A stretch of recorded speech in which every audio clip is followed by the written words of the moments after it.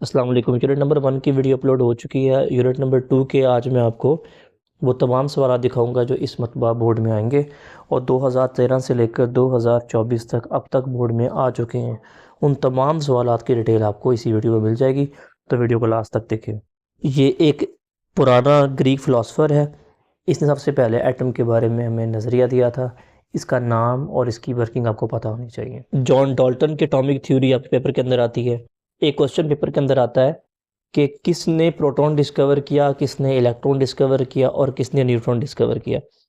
तो प्रोटॉन की डिस्कवरी वाले साइंटिस्ट का नाम ये लिखा हुआ है, इलेक्ट्रॉन की डिस्कवरी के साइंटिस्ट का नाम ये दिया हुआ है। इसकी डेट भी साथ में याद करनी है। ये बात याद रखें, कई बच्चे समझते हैं कि इलेक्ट्रॉन की डिस्कवरी विलियम क्रुक ने की है। विलियम क्रुक का ये एक्सपेरिमेंट है, ये एक्सपेरिमेंट विलियम क्रुक का है। डिस्कवरी जो है वो जे थॉमसन की है। तो याद करना है कि इस डेट को इसने प्रोटॉन दरियाफ्त किया और इस डेट को इसने इलेक्ट्रॉन दरियाफ्त किया। और जो न्यूट्रॉन है वो चैडविक ने किया था 1932 के अंदर। ये वाला आपको plum pudding theory very very very important short question है। डिस्कवरी ऑफ इलेक्ट्रॉन जो है वो शॉर्ट में आता है, लॉन्ग में भी आता है, शॉर्ट में आता है। फिलहाल मैं आपको शॉर्ट क्वेश्चन बता रहा हूँ।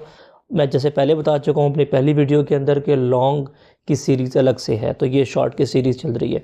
ये वाला पार्ट आपको शॉर्ट में आता है। इसके अलावा और कौन कौन से क्वेश्चन आपको शॉर्ट में आते हैं? एक ये डिस्कवरी डायग्राम बनाने के लिए आ सकती है, डायग्राम लेबल करने के लिए आ सकती है। उसके अलावा क्वेश्चन आता है कैथोड रेज जो प्रोड्यूस हो रही हैं उनकी नेचर क्या है, तो आपने बताना है उनकी नेचर नेगेटिव है।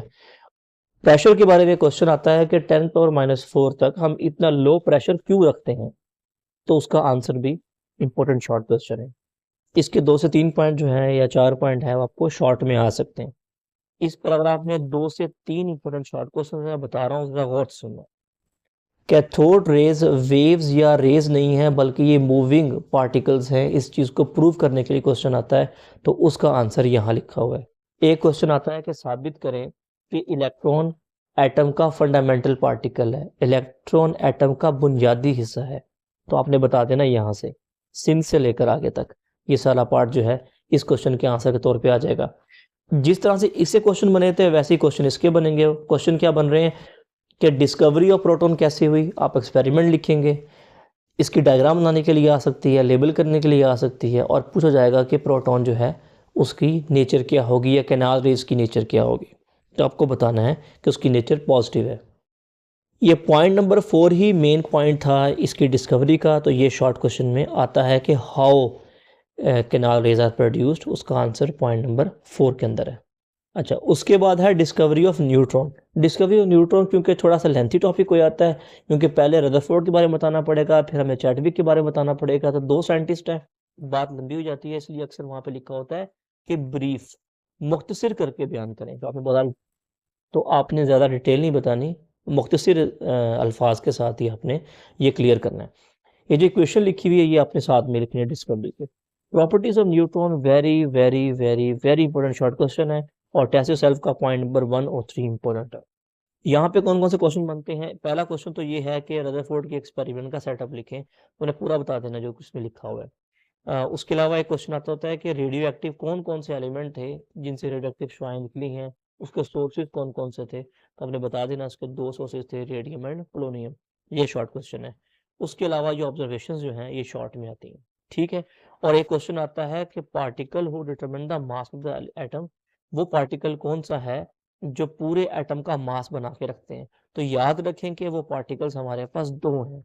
वो पार्टिकल है हमारे पास number 1 proton, number 2 neutron. Electron का साइज बहुत छोटा होता है, तो एटम का जो पूरा मास है वो प्रोटॉन और न्यूट्रॉन की वजह से होता है।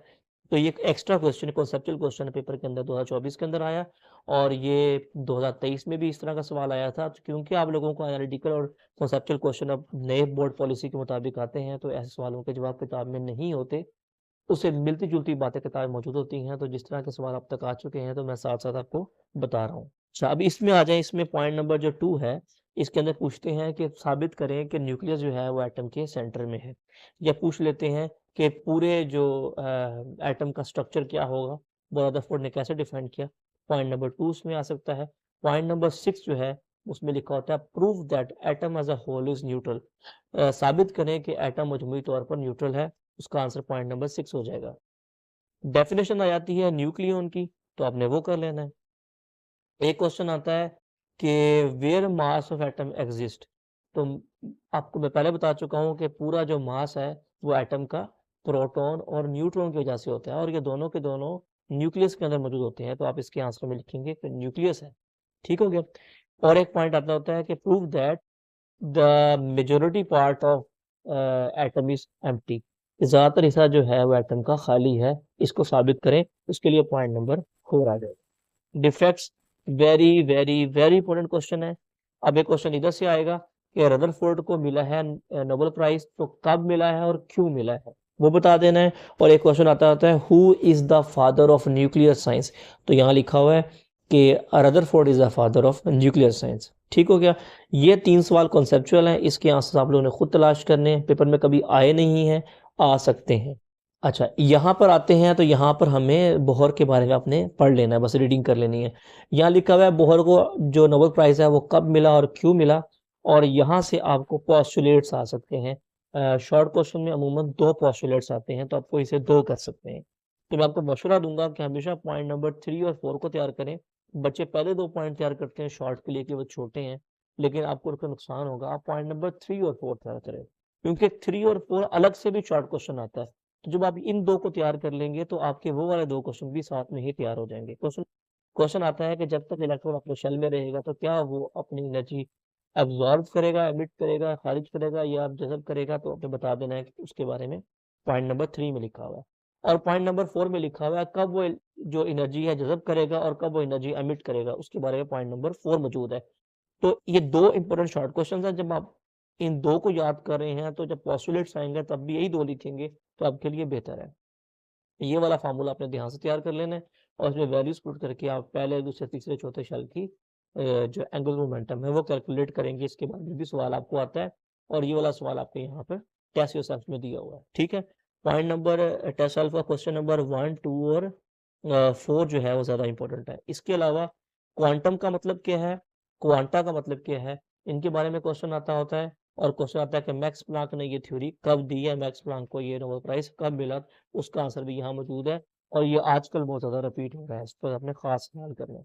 यहाँ पर आपको चारों एनर्जी शेल्स की एनर्जी का पता होना चाहिए, किसकी एनर्जी हाई है, किसकी एनर्जी लो है। शेल एंड सब शेल में डिफरेंस, यहाँ शेल है और यहाँ सब शेल है। Very very very very very important short question है, यदि यहाँ से आपने तैयार करना है। इलेक्ट्रॉनिक कन्फिगरेशन की डेफिनेशन करेंगे, और एक शेल में कितने इलेक्ट्रॉन अकोमोडेट हो सकते हैं, इसके बारे में आपको शॉर्ट क्वेश्चन की ऑब्जेक्टिव आती है। के में 2 होते हैं, एल में 8 होते हैं, एम में 18 होते हैं, एन में 32 होते हैं। ये सारे यहाँ लिखे हुए हैं, ये आप लोगों ने तैयार करने हैं। एस में 2 होते हैं और पी में 6 होते हैं। उसके बाद 3 आपको बातें याद रखनी होती हैं, वो 3 बातें ये लिखी हुई हैं, ये भी आपने साथ में याद कर लेनी है। Cl नेगेटिव के बारे में इलेक्ट्रॉनिक कन्फिगरेशन लिखने के लिए आती है। ये वाला 5 वाला मैंने एक्सरसाइज में भी लिखा हुआ है, ये वाला यहाँ पे भी लिखा हुआ है। ये बहुत इंपॉर्टेंट शॉर्ट क्वेश्चन है, पेपर में बार-बार आता है।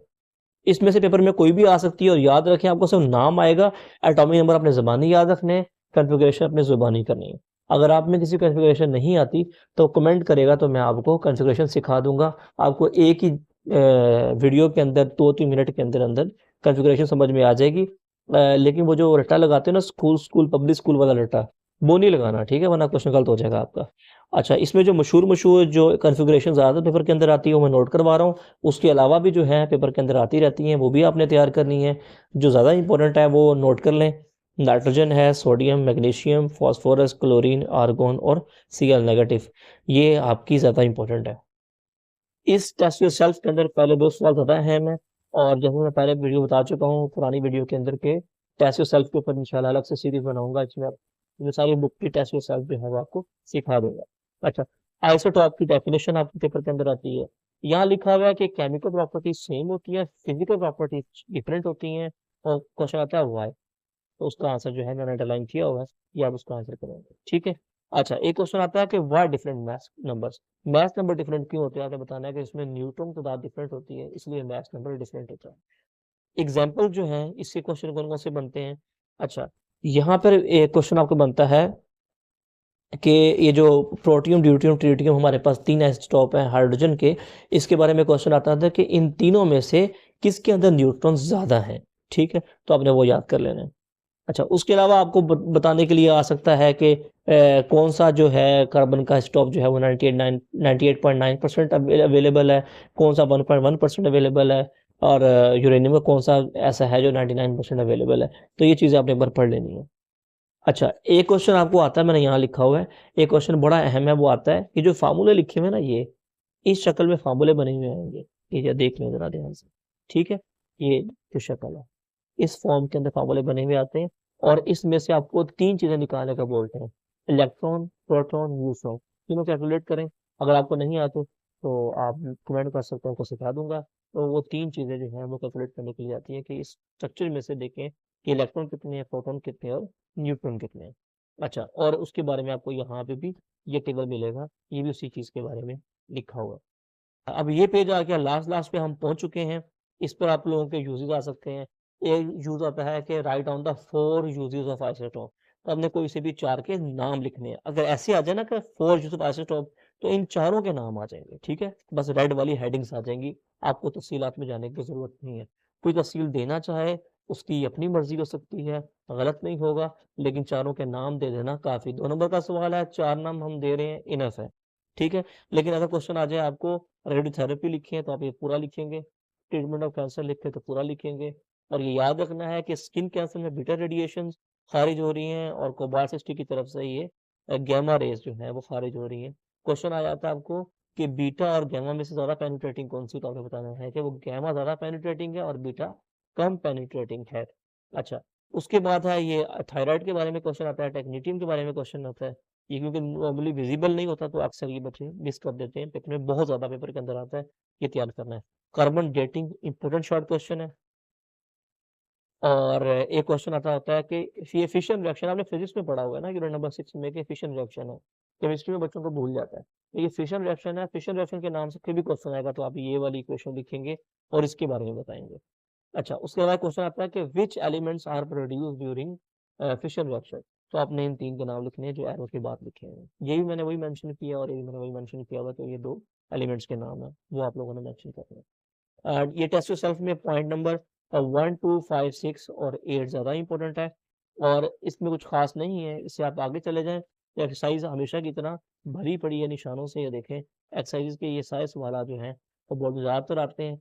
मैं कभी भी एक्सरसाइज के निशान नहीं लगवाता अलग से, हमेशा बच्चों से कहता हूँ कि एक्सरसाइज को पूरा पूरा तैयार करें, क्योंकि अगर आप लोगों को पेपर के अंदर 8 में से 5 सवाल करने हैं तो 3 से 4 सवाल आराम से एक्सरसाइज में से आते हैं। जो बच्चा मशकों को अच्छे तरीके से तैयार करता है उसको उस दिन क्वेश्चन की चॉइस करने में प्रॉब्लम नहीं होती, ठीक है। और ये मैंने कुछ एक्स्ट्रा क्वेश्चन लिखे हुए थे जो मुझे उस टाइम पे नज़र नहीं आए किताब के अंदर से, लेकिन अब मुझे लगता है कि मैं निशान लगवा चुका हूँ उनमें से। ये 5 इलेक्ट्रॉन वाला मैंने क्वेश्चन लिखवाया हुआ है, वो मैं आपको दिखा देता हूँ। मैंने आपको निशान लगवाया उसका, वो ये दिया हुआ है, ये वाला, ठीक है। ये हम पहले कर चुके हैं। और उसके अलावा मैं देख लेता हूँ कोई नया सवाल है तो। क्लोरीन, अच्छा इसमें से chlorine, fluorine, neon, sulphur, chlorine, Cl negative, sodium, oxygen, magnesium, silicon, aluminium, इनकी इलेक्ट्रॉनिक कॉन्फ़िगरेशन ज़्यादा इंपॉर्टेंट है, ये लिखा हुआ है। उसके अलावा मैंने लिखा हुआ है यहाँ पर एनोड रेस से गैस कैसे प्रोड्यूस होती है, ये मैं आपको निशान लगवा चुका हूँ, ये देखें, ये वाला, ठीक है। ये भी हमारा उसमें कवर हो चुका है। अच्छा, उसके अलावा आगे मोमेंटम प्रूव करने के लिए बोला हुआ है, ये भी मैं आपको बता चुका हूँ यहाँ पर, ये वाला क्वेश्चन जो है, ठीक है। और टू एलिमेंट प्रोड्यूस, ये भी बता चुका हूँ मैं आपको, ये 2 एलिमेंट्स है, ठीक है। तो निशान ऑलमोस्ट सारे हो चुके हैं। तो इन्हीं क्वेश्चंस को आप तैयार करेंगे तो इंशाल्लाह कोई भी सवाल इस निशानों के अलावा नहीं आएगा। तो आपसे मैंने पहले यूनिट 1 की वीडियो शेयर की है, ये यूनिट नंबर 2 की वीडियो, और इंशाल्लाह यूनिट नंबर 3 की वीडियो भी जल्दी आ जाएगी।